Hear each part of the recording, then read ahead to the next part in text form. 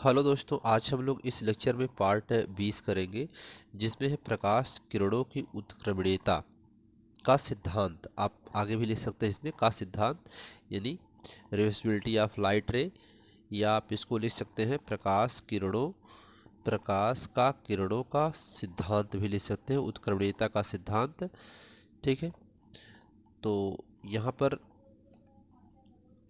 प्रकाश किरणों की उत्क्रमणीयता का मतलब ये होता है कि प्रकाश किरण जिस माध्यम से जा रही है, कई माध्यम से होकर के जाए और फिर टकरा करके पुनः उसी रास्ते से वापस लौट करके पहले माध्यम में आ जाए।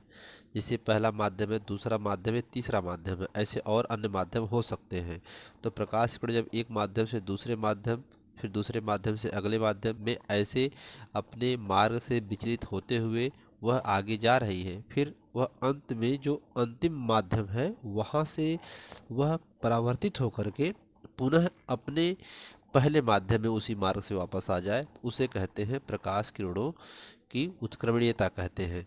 इसको आप परिभाषित कर सकते हैं ऐसे कि यदि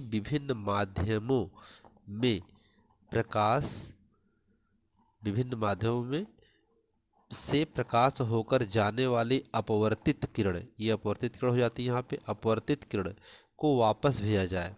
ठीक है, अपवर्तित किरण को वापस भेजा जाए तो यह अपने उसी पथ पर चलकर, यानी जिससे होकर के जाती है, उसी पथ पर चलकर वापस पहले माध्यम में पहुंच जाती है। इसे ही प्रकाश किरणों की उत्क्रमणीयता का सिद्धांत कहते हैं। ठीक है, और इसे हम इस प्रकार भी कह सकते हैं कि विभिन्न माध्यमों से अपवर्तन के पश्चात प्राप्त किरण या निर्गत किरण सदैव आपतित किरण के समांतर होती है। ये जो किरण आती है ऐसे, फिर इधर ये जो किरण आती है इधर वाली ये, तो ये दोनों आपस में क्या होती है, समांतर होती है। तो माना वायु माध्यम से प्रकाश की किरण ओएम वायु माध्यम से आ रही है, एक कांच माध्यम है, चलकर कांच पी क्यू आर एस पर गिरती है, इस पर पृष्ठ पर गिर जाती है, पी क्यू पृष्ठ पर, पृष्ठ पी क्यू पर अपवर्तित होकर यम बी दिशा में जाती है। इस पी क्यू पर यहाँ पर गिरती है इस पृष्ठ पर, और यम बिंदु से यह इस बी बिंदु तक क्या करती है, अपवर्तित होकर के आती है, यहाँ पर पहुँच जाती है इस दिशा में। तो वायु के सापेक्ष कांच का अपवर्तनांक यहाँ पर बन जाएगा, तो वायु के सापेक्ष कांच का अपवर्तनांक ए एन जी होगा, साइन आई बटा साइन आर, समीकरण नंबर 1। ठीक है, इसके बाद यदि प्रकाश किरण कांच के पृष्ठ यस आर से अपवर्तित होकर, यस और आर अब इस पृष्ठ पर आ गई, यहाँ से चल करके इस पृष्ठ पर आई, पहले इस पृष्ठ पर इस पृष्ठ पर टकराती है, टकरा करके अपवर्तित होती है, अपवर्तित होकर के यस और आर पृष्ठ पर आ जाती है, फिर यहाँ से अपवर्तित होकर के चली जाती है। तो अपवर्तित होकर वायु माध्यम में चले तो कांच में आपतन कोण आर तथा वायु में अपवर्तन कोण आई होगा, तो यहाँ आई होगा, यहाँ आर होगा, फिर यह टकरा करके इस माध्यम से पुनः उसी मार्ग पर वापस चली जाती है। ठीक है, तो जब प्रकाश किरण कांच से वायु में जाती है तो, ठीक है, तो जब प्रकाश किरण किरण क्या करती है, कांच से वायु में जाती है, कांच से अब क्या कर रही है, वायु में वापस जा रही है, तो कांच के सापेक्ष वायु का अपवर्तनांक जी एन ए हो जाएगा। ठीक है, अब वायु से कांच में आ रही थी तो उसका अपवर्तनांक का सूत्र ये हुआ था, पहला समीकरण बना था। अब कांच से वायु में जा रही है तो कांच के सापेक्ष वायु का अपवर्तनांक साइन आर बटा साइन आई हो जाएगा, तब ये आर बन जाएगा और ये आई बन जाएगा। ठीक है, अब किरण इधर से देखी जा रही है, पहले उधर से देख रहे थे तो आई आर था, अब इधर से जा रही है तो आर और आई हो जाएगा, समीकरण नंबर 2 हो गया।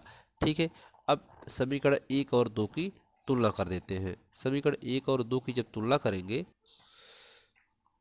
तो समीकरण 1 क्या है, समीकरण 1 है ए एन जी साइन आई बटा साइन आर, और दूसरा समीकरण है G N A sign are बटा साइन आई हो जाएगा।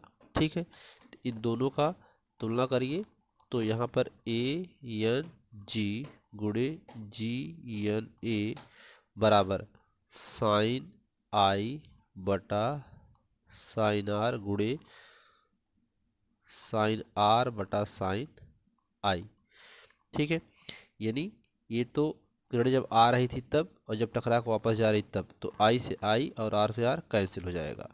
तो यहाँ पर क्या बचेगा, ए एन जी गुणे जी एन ए बराबर 1 बचेगा। ठीक है, या आप इसको ले सकते हैं ए एन जी बराबर 1/GN A।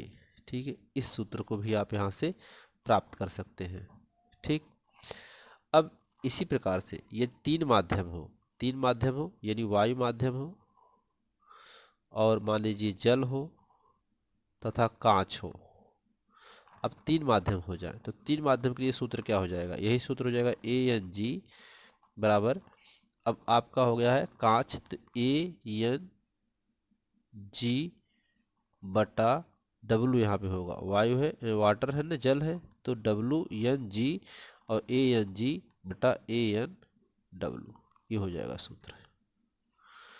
ठीक है, तो इस प्रकार से प्रकाश की किरणों की उत्क्रमणीयता का सिद्धांत से हम लोगों ने सूत्र प्राप्त कर लिया है।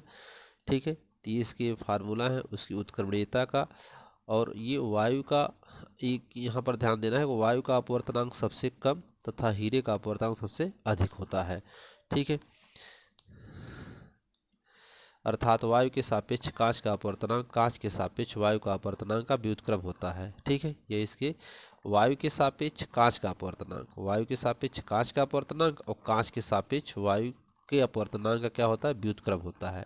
ठीक है, जैसे वायु के सापेक्ष कांच का अपवर्तनांक 2/3/2 है, तो कांच के सापेक्ष वायु का अपवर्तनांक 2/3 होगा। ठीक है, जस्ट उसका उल्टा हो जाएगा, क्योंकि जिधर से आ रही है 3 से 2 में आ रही थी, 2 से 3 में जाने लगी, तो इसलिए उल्टा हो जाता है। ठीक है, किरणों का उत्क्रमणीयता यानी एक माध्यम से दूसरे माध्यम में आ रही, फिर दूसरे माध्यम से पहले माध्यम में चली गई, इसका मतलब ये हुआ। आइए इस पे आधारित कुछ उदाहरण देखते हैं। पहला उदाहरण है, वायु के सापेक्ष जल तथा कांच के वायु के सापेक्ष जल तथा कांच के अपवर्तनांक क्रमशः 1/3 व 1/2 हैं।